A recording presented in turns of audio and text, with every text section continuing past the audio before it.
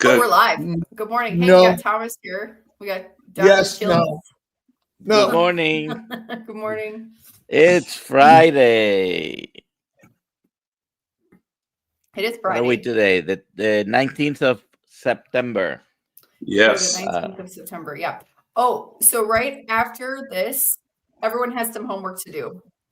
The weekly podcast is released. So everyone after this, you're going to see Mitch and then you're going to see the podcast. Everyone has a lot of homework to do.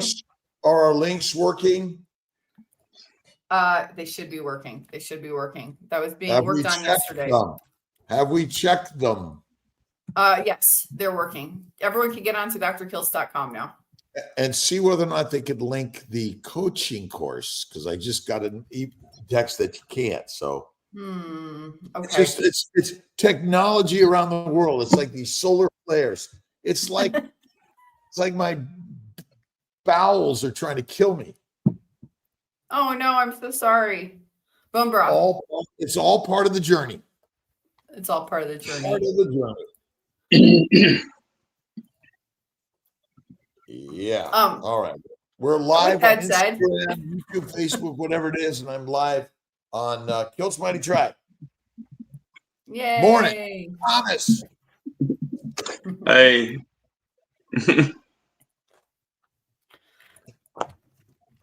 So we're doing a t-shirt today, by the way. Hashtag KMT for a t-shirt.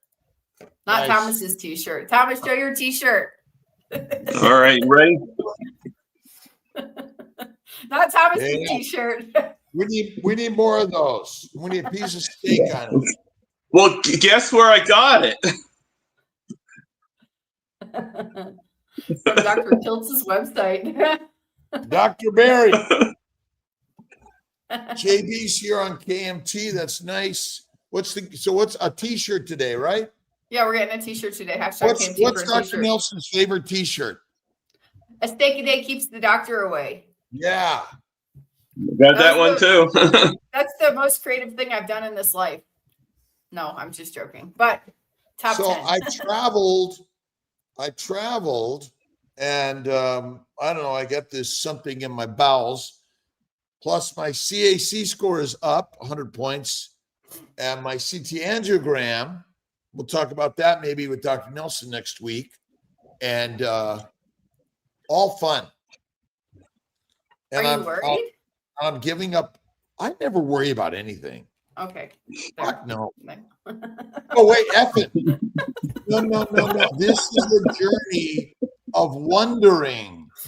This is not a worrying. Nothing to worry about. I already know the journey, where I'm going. It's all good. But I'm not going today. There you go. So. But it is Thomas's story today, right, Dr. Nelson? Yeah, it is. Yeah, we have Thomas, Target Prime Rib, as our guest today. If you have any questions for him, put them in the chat, please. Yes. We're having hashtag KMT for a shirt, like Alia said. Which shirt, by the way? Take a day, your favorite shirt. Okay. Why don't we do that one? That's good. I love that. Yeah. All right. So why don't you go ahead and tell us about who you are, how you got here, your carnivore story. Okay. I obviously started off with type 2 diabetes. I was diagnosed back when I was 30. I will be 53 tomorrow, so about 23 years. And through that, I developed neuropathy, and I had other issues as well, including gastroparesis. I had that for a while, for a few years. During the time I had the diabetes, about the last 5 years, I developed bad foot problems, including the horrible foot ulcers, holes, like pretty much a hole in the foot, and had heel damage. And then later on, my other foot actually had I had to have my toes removed, so I had amputations, and I had the wound open for quite a while. like when the doctor actually did the operation, he left the wound open and just wrapped. And it was over a year that I actually had it opened up before it fully closed up on its own. And I think during that time, I believe that it caused an infection. And I think that's why it caused the infection in the back, because just because it was closed with a bandage doesn't mean it was never, ever, didn't have any ability to have anything go into it, And this is just my thought. This is my premise. I could be wrong. Doesn't matter. This is what I thought, And, and I ended up getting an infection inside my back, right in my spine. And it caused me to be pretty much literally unable to move for like 3 months in my bed. Like I had to get help with everything I did in life. Was in rehab back and forth. I was in all, the only thing I never really had, actually, I think I probably did use everything that, I used a cane, I used a walker, I used a knee walker, a knee scooter, I used a wheelchair, I was in everything. Fast forward to today, I am not only walking at least 3 miles, but I'm not going to, like, I still have pain, don't get me wrong, but I just have tricks and I still get through it. I walk around the track now about 3 miles, and I walk with a weighted vest of about 40 to 50 pounds. I'm not sure exactly what, but I think it's about 50 pounds.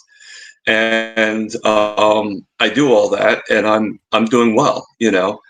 I am considering going actually to the beach, which is a little further down the road, and there's not really as many stops that I can stop and rest for a second. I don't take any pain pills. I think the last pain pill I've ever taken is probably when I first started Carnivore, probably about 9 months ago. And I'm off omeprazole, which was for my gastroparesis. I did have a bout of the stomach issues a little bit ago, but we figured out, and I'm better now. I'm a lot better now, and the insulin has actually gone a lot less too. Been cut in half basically. So, medications. My A1C since I started this journey was 8.9 when I first started, when I first met you guys, and now it's a 6.2, and that's my baseline. So, and I believe it. Yes, it does not make me not. I didn't reverse diabetes yet, but I know I'm going to, and I know that it's just a journey that I'm going to keep on going and keep on trucking. You're on your What way. medications are you on? What was that? What medications are you on, Thomas? Just the insulin. And how often? How much? At this point, basically just no more than 2 times a day and about 8 units. And are you doing a CGM? Yeah. Glucose monitor? Right now it's a little high. It's at 142, but I'm not worried. But it's improved significantly. Oh yeah. Yeah. That's probably, the highest it's probably been lately is probably like 150 is probably the highest it goes, in the past couple of weeks. Tell us a little bit about your dietary habits, what you've changed and what you're eating. What does it look like? Okay, well, mostly meat, mostly red meat. I do occasionally, I will have chicken every once in a while. I did have one carb about a week ago. I did have pickles, just to kind of see how I would feel with that, with Dr. Amara, him saying to put fermented vegetables back in. So I thought maybe I'd try it to see if that would help with the gut. But to tell you the truth, it didn't really make me feel any different or anything. So it really didn't do anything for me. So I don't think I'm going to do the pickles for a while, But mostly, I'm kind of cheap, kind of low expense. So I usually just get my burgers at Walmart, and they're pure burgers, 100% beef. And I get the 7327 brand, and I don't drain them. I don't like try to get less. It's not one of those things. And I do add, sometimes I'll even add like either lard or butter to them, like when I cook them, butter cold afterwards, but the lard while I'm cooking it. And then, I'm just trying to think, I'm sorry.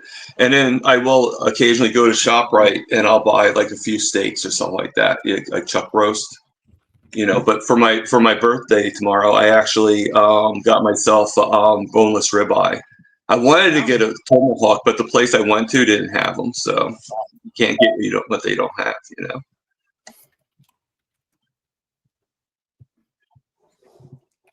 All right, Awesome. questions. How many times a day do you eat? Well, right now I'm on the ADF, so I alternate day fasting. So I fast every other day. I fast on odd days. So yes, today is a day of fasting. And on even days I eat. So I basically once it or depends twice? on my stomach. Usually 2 to 3 times a day. Depends on my stomach. It depends on how I feel. If I feel I want to have that third meal or not. If I do have that third meal, it's usually not that much. I would hardly call it a meal. It's maybe like 1 burger, 2 burgers. That's it. For me, it's nothing.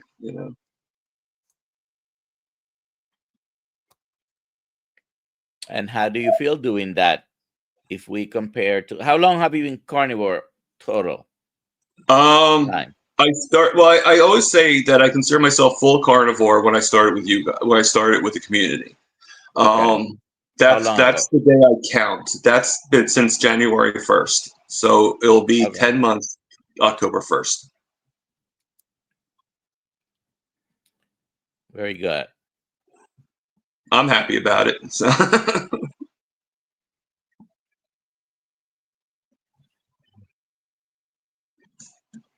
Neuropathy is one of those things that you can find improvement in the symptoms, whether it's numbness, tingling, pain, burning. It's described by different people different ways. Right. But anything that is related to the nervous system, it's very slow because it's the regeneration of brain cells and nerve cells is a lot slower than other parts of the body. Yeah, I mean, one of my, I kind of always had the thought in my head, and I could be wrong. I'm not a doctor or anything like that, but self-analysis.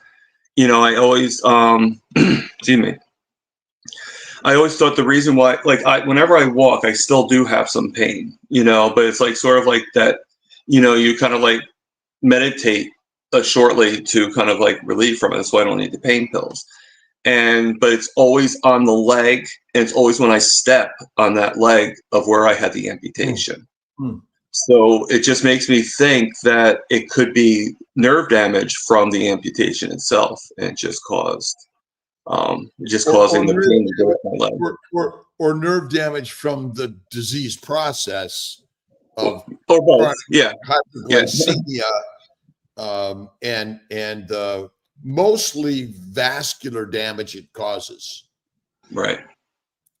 Yeah. I just always found it funny how it's like that particular side, that particular leg, that particular, as I'm stepping, because basically how I relieve my leg is, and no, I'm not a dog, if anybody thinks I am, but I just lift my leg for a couple seconds, and that relieves the pain, and I just keep on going. Well, you're putting pressure. You probably know this, but you're putting pressure in areas that were not exposed to pressure before because of the absence of the toes.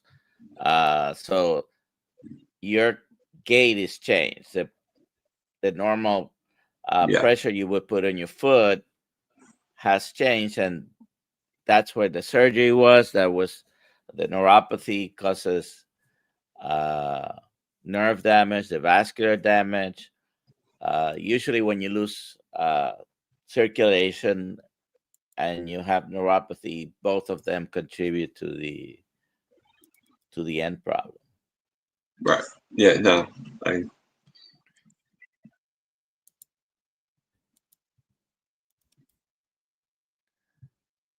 How We we have doing a bunch of questions. Ali, if you can maybe let's start with Sorry, that. my mic is muted. I really, a second before you said that, I said we have a bunch of questions. I didn't realize my mic was muted.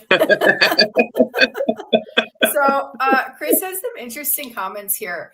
I think this is supposed to be QQQ, not CCC. He says, Dr. Hiltz, thank you for all you do. I have recently left my PCP, that's your primary care physician, stupefied with advanced health recovery. Your support here is priceless. He says, I explained my diet to my PCP before issuing a blood draw for lipid panel. He was discussing cholesterol medications. Everything came back spot on, LDL 91.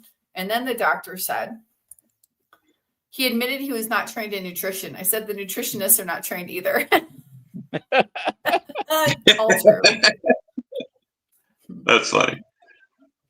Well, they are trained on recommending a plant-based low-fat diet.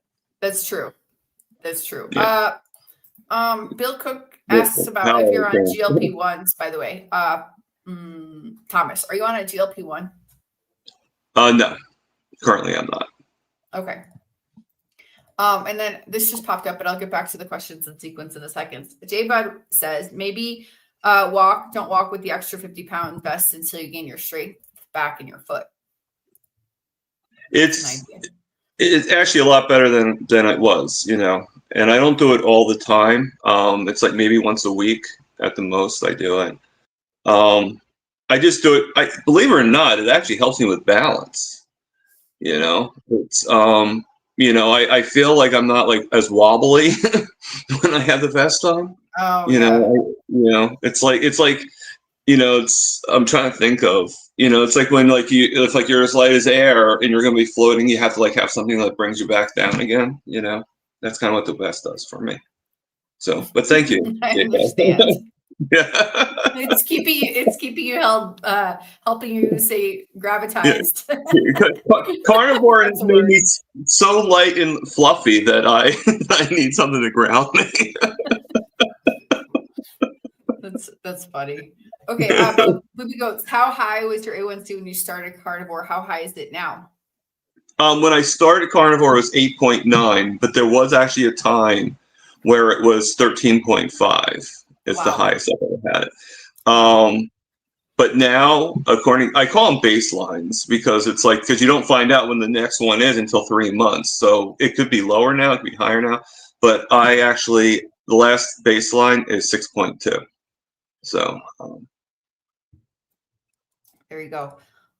It'll get there. I have no doubt about that. Main Runner. Never knew your story, Thomas. I'm feeling grateful for my health. Glad you're getting better all the time now. Thank you, Main Runner. And there's always going to be a tremendous spectrum.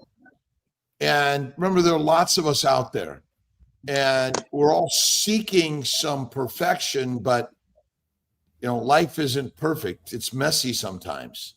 And so the carnivore keto lifestyle is going to improve so many of us. And Dr. Nelson, would you say that keto is better than the standard diet? Oh, definitely, by leaps and bounds. Absolutely.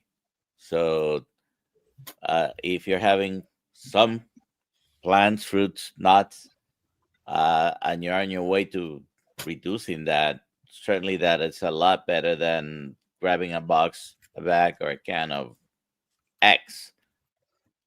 I don't think there's anything that comes in a bag, in a box, a bag, or a can that we should be eating.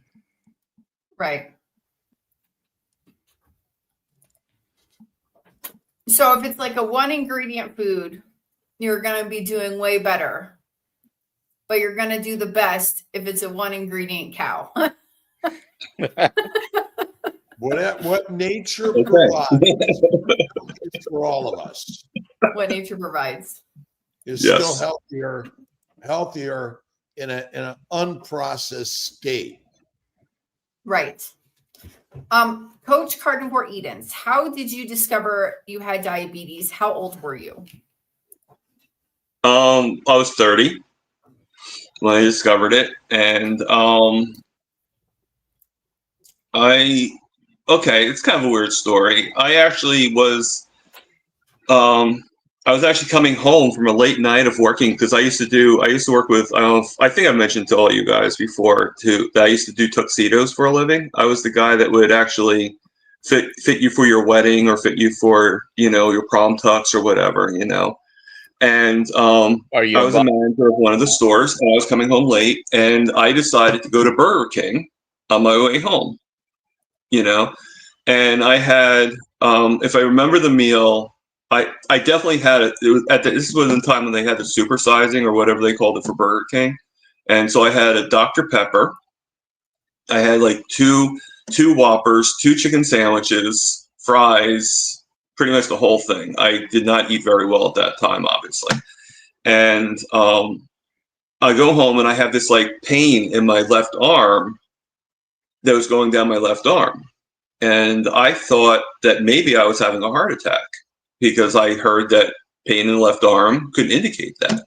So I went to a hospital, St. Francis Hospital in Trenton, New Jersey. And I'm going pretty quickly because obviously being in a hospital, you're there for like 12, 15 hours before they even diagnose you. And they didn't see anything. The EKG was fine.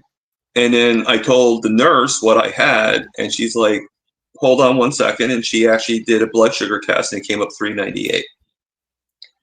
And she's like, okay, I think you should go see your doctor and see an endocrinologist and see about, that's all she said, was that I think you should see a doctor and see an endocrinologist. So I did, and they said, and my doctor actually was like, well, how do we know you're diabetic? We don't know really, and the endocrinologist is like, no, a 398 blood sugar, you're definitely diabetic. Yes. A lot of people don't know if they haven't looked into this, but there are 4 different diagnostic criteria for diabetes. One of them, only for the past 15, 16 years, is the A1C. The A1C before, I think, 2009 was not an official diagnostic criteria, even though it had been used for many years to confirm the levels.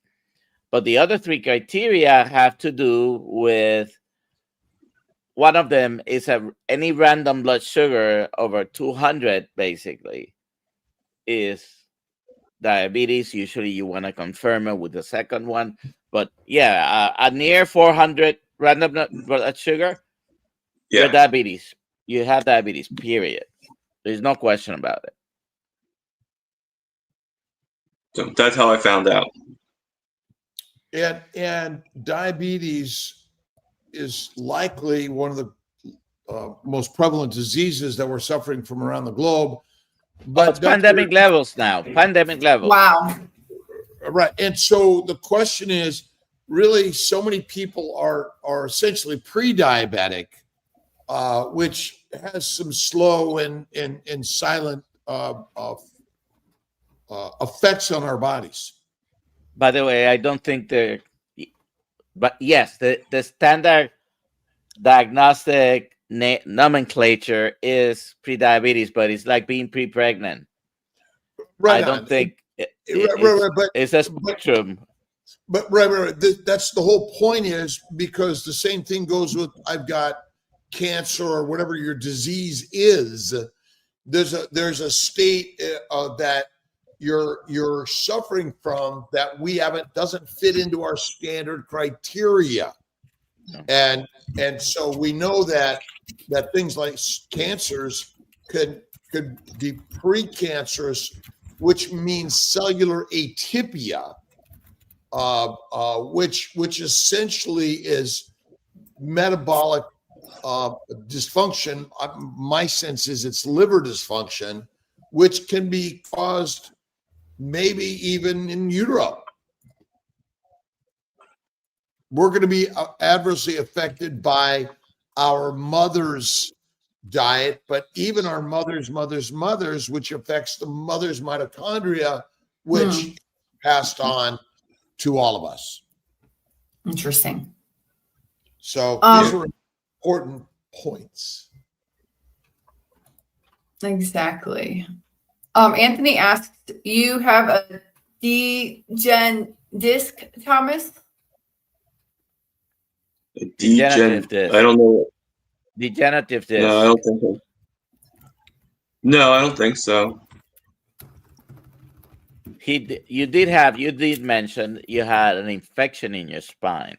Oh, is that what that? Okay, I didn't know what that was. No, yeah, I did have the infection. Disc, but you did mention an infection in your back, and of course that must have. I did have it in my spine, and I'm better now when it comes to, at least somewhat better.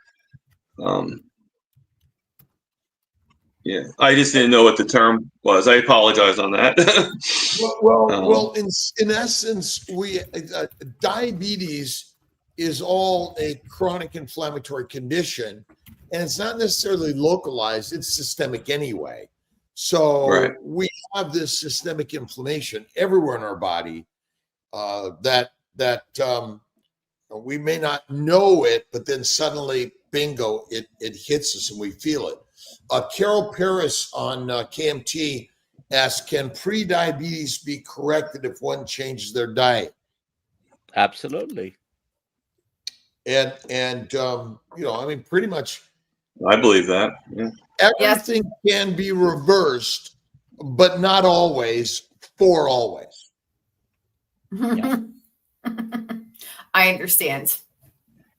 And we're never going to do it 100% and 100% of the people who have had, especially the longer you've had a disease causing damage to your body. But the Verta Health Study, 2017, I think, was a huge study, what we call a landmark study, where 70% of people in the study either reversed or put it in remission or got rid of all the medications with significant improvement. I mean, overwhelming proof that changing your diet, not adding medication, was the solution for most people in that study. And even the ones that, were not in the 70% had improvements. And is Dr. Barbara Stewart, is this way of eating will get rid of inflammation? And what about arthritis? It certainly reduces, if not eliminates, much or most of it for most of us. Again, for every carnivore we seem to talk to has significantly reduced or eliminated the arthritis, psoriasis, migraines, et cetera, et cetera, et cetera. All the itis. Itises and osis. But again, I mean, I've got in my travels, something's attacking me.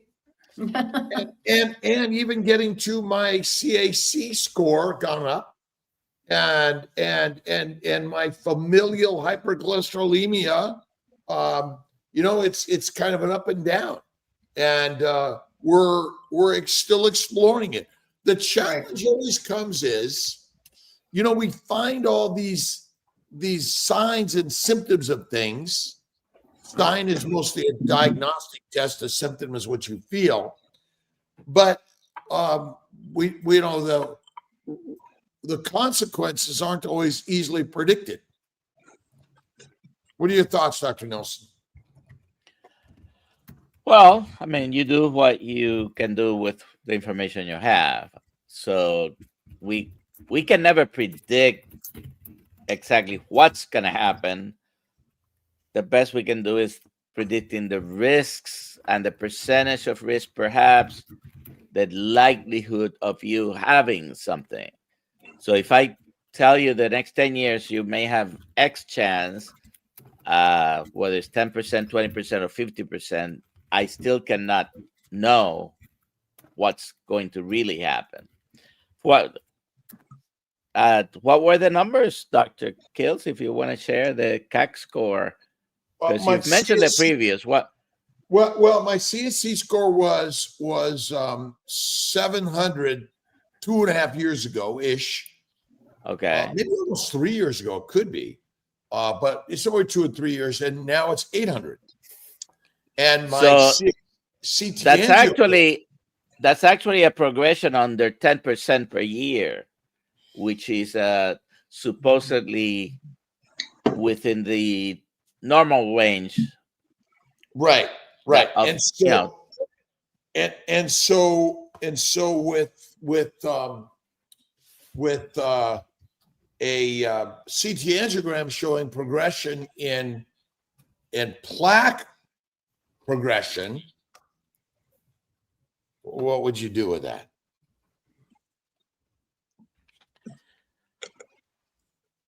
Well, we had when we were in San Diego, we had a couple of people talking there about the CTA trial. Dave Feldman, Dr. Adrian Soto Moya. By the way, did he reschedule? He canceled, or we canceled. I don't remember what it was. No, that's Dave Feldman. I saw cancel, and then I saw him on. No, I'm talking about Adrian Soto. I don't know, but Dave Feldman's going to be on a Thursday night in a call in the Kills Mighty Tribe. Cool. Yeah. And have we had Diamond, Dr. Dave Diamond, recently? Not yet. I don't think we've had him on yet. We haven't. I'm writing it down. We should have him and talk about familial and hypercholesterolemia. Very interesting. Well, it is all very interesting, but remember, do we predict 100%? No. No, right? And so a little bit is okay. Well, if we know it's only a probability, not an absolute, and so what modalities we utilize in order to help us all predict in the best we can and decide what modalities of treatment we want to utilize. By the way, you probably know this, but familial hypercholesterolemia is an interesting, when you look at the curves of mortality and related to the cholesterol, once you pass the age of 50, the mortality actually is better than the rest of the population. The numbers are better. So at your age, and 70 essentially, you have a much better chance as far as the life expectancy than the rest of the people. Those people that get to 100, by the way, have high. I mean, like all of them have high cholesterol. Well, how many of them have plaque in their arteries? Cardiac. Probably a good number of them. Probably majority. Well, and that's the conundrum. Grandmother lived 104, 86, liver cancer, 86. Parents lived to 93. Father had heart disease, 5-vessel bypass at 75, 8. And so, but what does a CAC score predict completely, or a CT angiogram predict? And what does a lipid panel with cholesterol 437 and LDL of 351? And our real question is, okay, well, it means nothing or it means something, correct? Mm-hmm. There's associated risks, definitely. Okay, so you mentioned two numbers. What were your triglycerides and HDL? 202 triglycerides, and this was I don't know if it was a fasting or how long I had been fasting. I think it was. cholesterol 437, HDL cholesterol 41,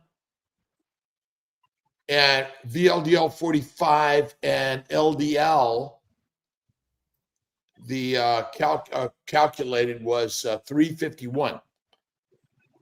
Which pharmacy do you want me to send the statin? No, just kidding. There's a Walmart. There's a Walgreens right down the street from his house. And again, it is an interesting one.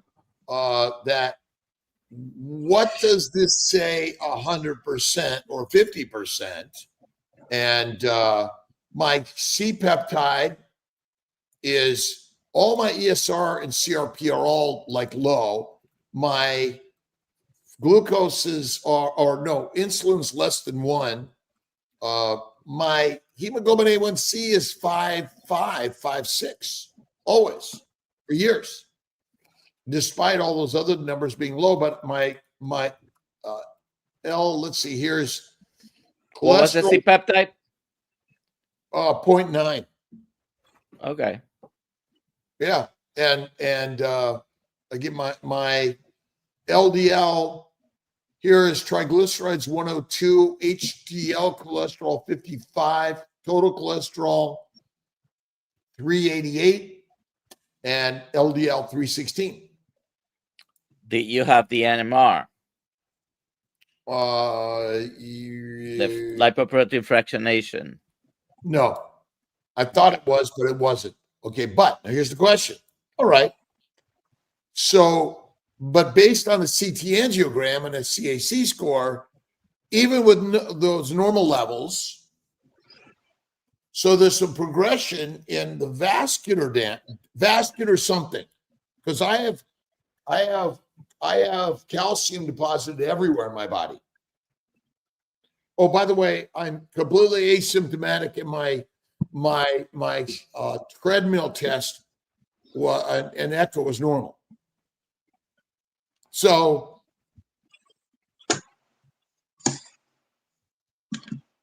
what's Dr. Nelson say? By the way, this is going to come out probably 2 weeks. I did a video with Kerry just last night going over his lipoprotein fractionation, or NMR, or advanced lipid panel. All those things mean the same thing. And we talked about the particle numbers, and so but he's going to have the CT angiogram shows progression despite normal lipid panel, what do you do? Well, the options are not that many. Cholesterol medication would be what most doctors are going to suggest: niacin, omega-3 fatty acids. There are some supplements that you can use. There's always controversy. And niacin, for example, it's excellent at lowering those numbers, but it doesn't improve all-cause mortality and the percentage of events. So lowering the numbers, any intervention, this is a more general view, any intervention must change the percentage of events or all-cause mortality for it to be useful. It doesn't matter whether they decrease numbers, just decreasing. You don't treat the numbers. We're trying to live longer, right? If we can do that, or improve quality of life. Yeah. But your risk of having a heart attack and stroke is, in my mind, what I'm interested in avoiding, right? And some of these interventions in the near future. Yeah. But the interesting part is none of us know when and how we're going to die anyway. Quality over quantity is probably the most important part here.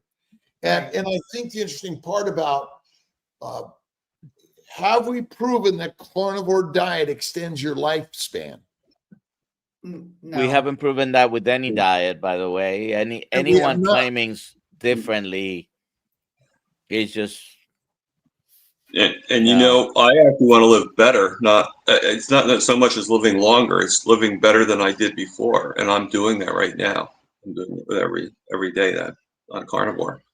So I'm really curious about the blue zones, by the way. Maybe it's other factors that we're not looking at. They all say it's diet, but there's got to be other Blue factors. zone- Blue Or zone they is just don't exist.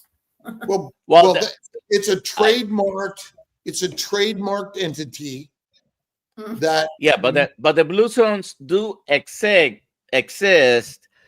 The explanation of why people live longer in certain groups or communities is where the big holes are in their argument. Mhm.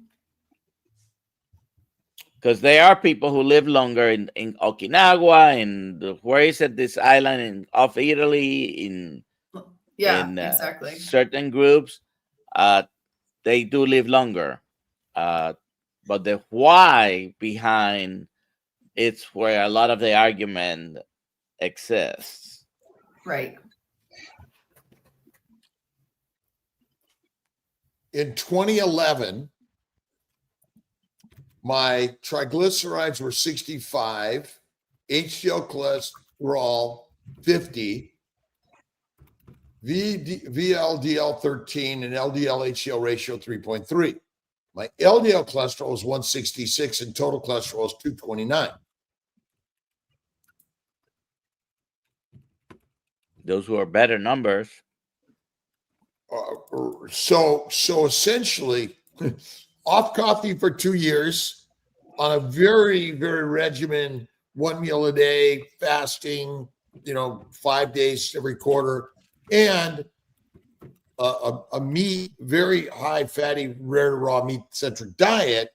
Again, is there progression of disease, or is it just the nature of progressing with aging that really we can't really predict when he's going to be called?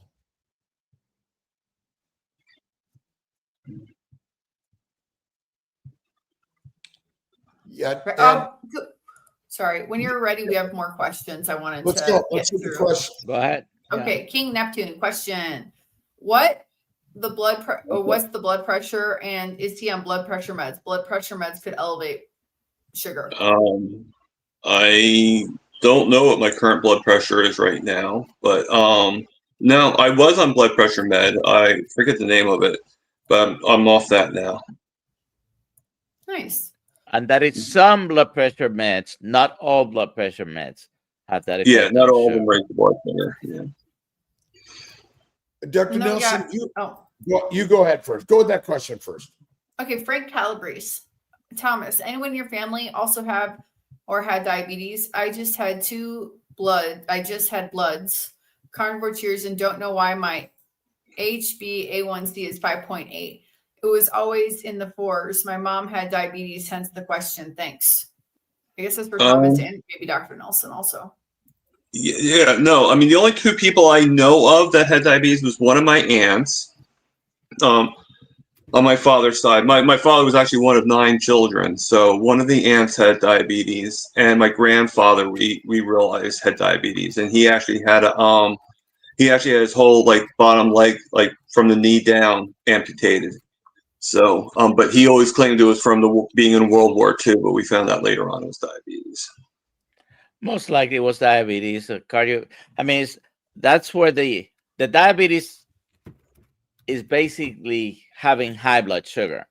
The damage, it's in the arteries everywhere, and all the complications of diabetes start with some damage to the glycocalyx, where the initial insult happens and a cascade of events develop. So most people with circulatory problems, it is because of diabetes. And World War II, what was the most common thing handed out to all GIs? Oh, no, the GI ration, basically. Cigarettes. Yeah. And what do those two things cause? cardiovascular disease. Mhm. Yeah. And remember, it damages the glycocalyx in the lungs and the vessels everywhere, which Smoking leads in to, particular. what's Yeah. that? The smoking in particular.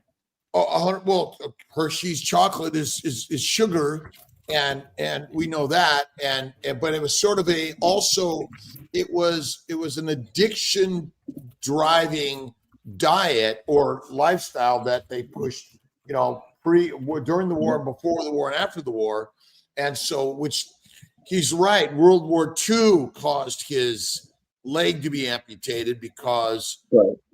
drove him and so many other people to a lifestyle of tobacco and treats. Yeah. And they, And, I'm sorry. Oh, I just wanted to see if Dr. Nelson wanted to say anything about why his HbA1c is 5.8 now when it was always in his 4s. All right. So do we have genetic predispositions to a certain problem? The answer is yes. That doesn't mean it's a death sentence that you're going to have something. It just increases your risk. In the case of the blood sugars, the diet, eating the wrong diet will increase your chances, especially if you have a predisposition to have diabetes. It runs in the families very often because we all eat the same in the family. But yes, there could be some. How much is one or the other? I don't know. But yes, if your hemoglobin A1c is going up, then at this point, it's part of the diagnosis would be pre-diabetes. And in the context of who 2 years carnivore, is that looks like yeah, that's right. Okay, so I would say by the way, context matters. 5.8 in someone who otherwise is not eating the standard American diet, your chances of disease, of cardiovascular disease in particular, may not be the same. I would take a look at triglycerides, HDL, and a few other tests if you want to look at tests. But make sure you're having fatty meats and not avoiding. If you're on a very low fat diet, which some carnivores are, then your chances of having a higher hemoglobin A1c might be there. It might go up a little bit if you're having too much protein compared to the amount of fat that you're having. And the generalized numbers that we've created are averages. And so certainly a number of 10 is not a good one. But the 5.8, 5.9 is not the same as 8 to 9. And so again, these are all predictive, but not absolutes. They're not 100% or zero, yes or no. They're more likely or less likely. What are the odds that we're all going to die? 100%. When and how, we are not very good at that. And certainly carnivore as a ketovore, paleo, fasting, living a lifestyle, and joyous in life, no matter what, is a positive factor to living better and longer, maybe, or at least happier. And what's the best way to be happy every day? Faith. Be happy every day. Yeah. Just be happy. No matter what. You think happiness, you get happiness. And here's another. Oh, sorry. Go ahead. You go, Alia. Okay, Archie asks how many burgers you eat, and once you get the juice, I guess the juicy burgers. Can this diet help with edema? Edema. Edema. Edema. Yeah, I can't see it helping with edema. um, my answer to that I would think it would. I don't really know for sure, but I've seen, edema that's a skin thing, right? If I'm not mistaken. No, it's swelling in the legs. Oh, swelling in the legs. Okay, I'm sorry. I'm swelling not anywhere. Swelling Yeah, anywhere. Okay. I mean, I still occasionally get swelling. Like I did have swelling in my legs and stuff like that. But I get it, but it's like before it was like sort of like this. Now it's more like this. It's just a little bit. So I just use my my vibrating plate to actually help bring down the, I don't know what you would call it, the fluids or whatever. Yeah. That helps me out a lot. But I think it's helped a lot. Yeah, and I think as I keep on going, as I keep on getting better, one of the things I've noticed is my circulation's a lot better than it used to be. I actually, if you guys see it, but I did a video. I can't really get the picture up now, but I showed a before and after of my face, and I noticed that I was pale and white in the before picture when I first started, like 10 months ago, and now I feel like I have more color in my skin. So Sure. I think the circulation's a lot better. Great. Here's another question. Oh, you want to pop up Thomas's channel? Okay. Everyone go subscribe to Thomas's channel. Thank you. Prime rib. Okay. Is that an American flag with eggs on it? No, it's the hat. Oh, it's and the guy on top is this guy right here. Oh, okay.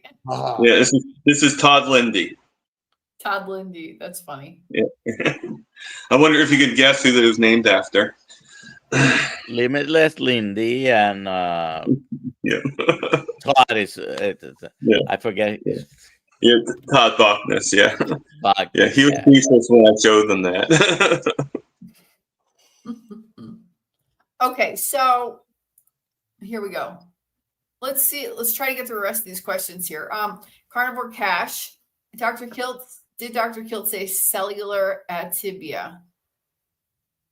Well, it's so dysplasia, atypical cellular growth, but cancerous lesions go from a normal cell to a cancerous cell, and there's the risk, there's the progression, dysplasia, atypia, which then leads to cancer eventually. And there's some levels in between. Sometimes they'll call them sort of a borderline cancer versus a cancer, but inflammation damages the cell, the DNA, which causes a very disruptive cell, which isn't happy, and much of it is secondary to inflammation. And Dr. Thomas Seyfried's book, Cancers and Metabolic Disorders, is really a great one. Yeah, I wish I knew of Thomas Seyfried when my mom was still alive. Maybe we would have found some things out, So, and that's what we're all here to do. We're all going to pass. We're seeing in modern medicine and seeing people like Saladino, Verta Health, Peter Attia, Sean Baker. And there's some others that basically said, standard medicine ain't working. I'm getting out of here. And what we're learning, and I think you could dovetail, and there could be a working together in all of this rather than this or that.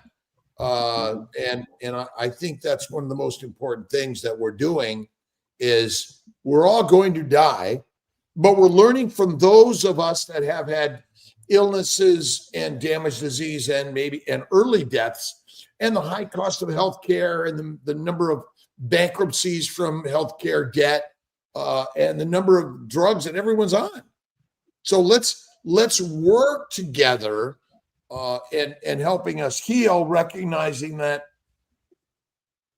it's 100% journey. That's right. Here we go. I'm going to press the button now, and then maybe we will get a few more questions in. Okay. Let's see. And showing up, Carol Paris on KMT.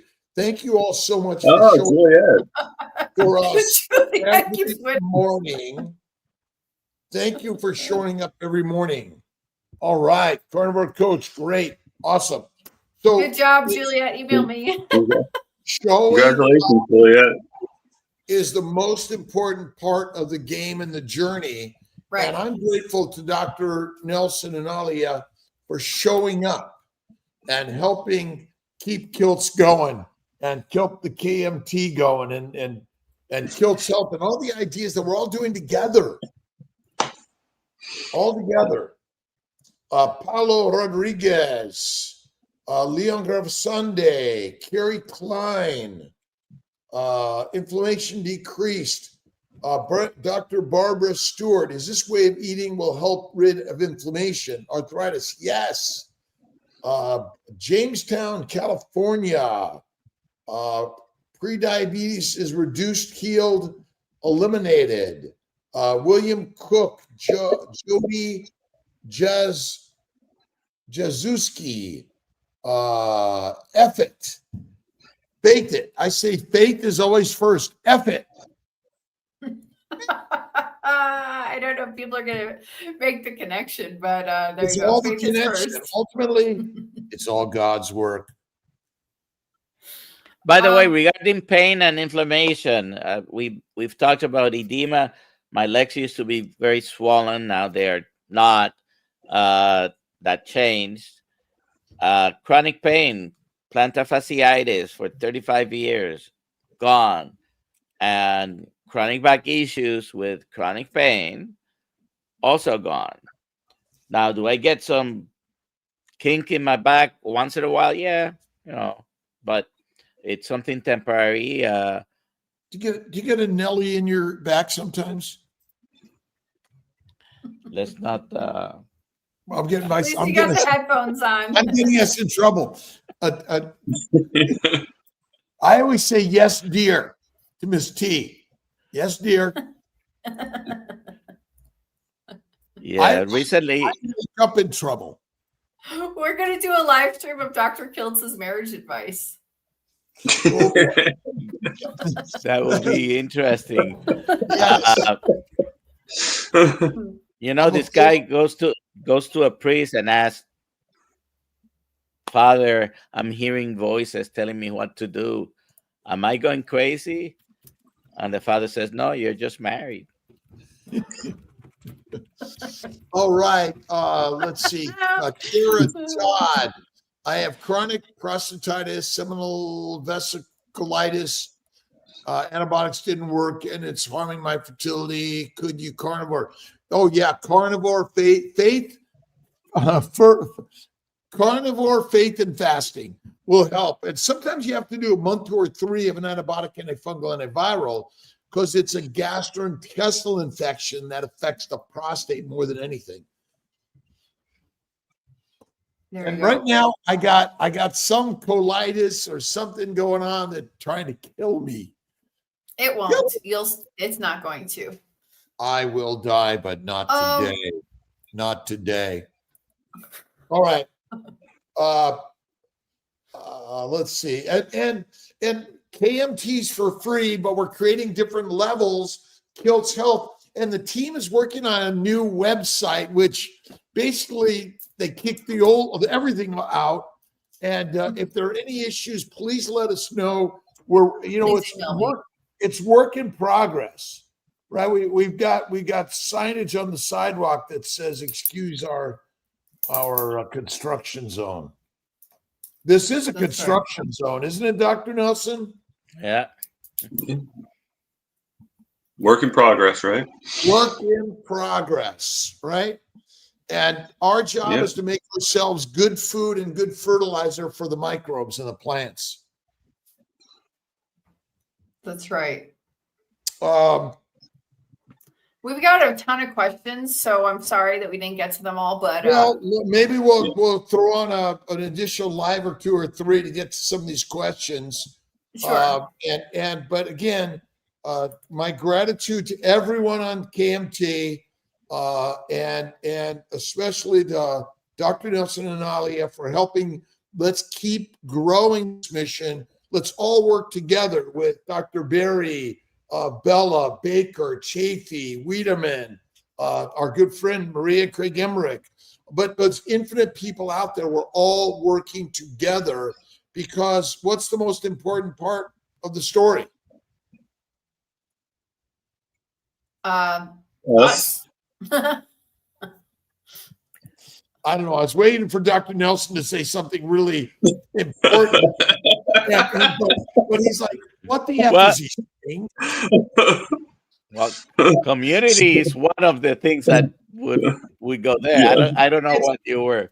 Sometimes the simplest the answer, sometimes the harder it comes up. Ostrom, have a great day. It's our Thomas, community. It's when our is your family. birthday? Tomorrow. Okay. Happy birthday. Thank Happy you. birthday, Thomas. Love Thank you you. all. Richie is going to be 2 years old on Sunday. Aw, yay. That's beautiful. All right. And Goodbye, everybody. It's a journey of stories. Goodbye, everyone. We'll see you. When are we going to see See you over at Mitch. You'll see them on Sunday, maybe. Well, it depends on when I'm traveling, but Sunday at 10 a.m. I don't know if we should move it, but it's everything. It's fertility, but I'm the solo guy. So, some people say, hey, Dr. Kiltz, we missed just you. Well, yeah, thanks. But I didn't know. I need help every day, and Alia and Nelson help Kiltz. All right. Okay, goodbye, everyone.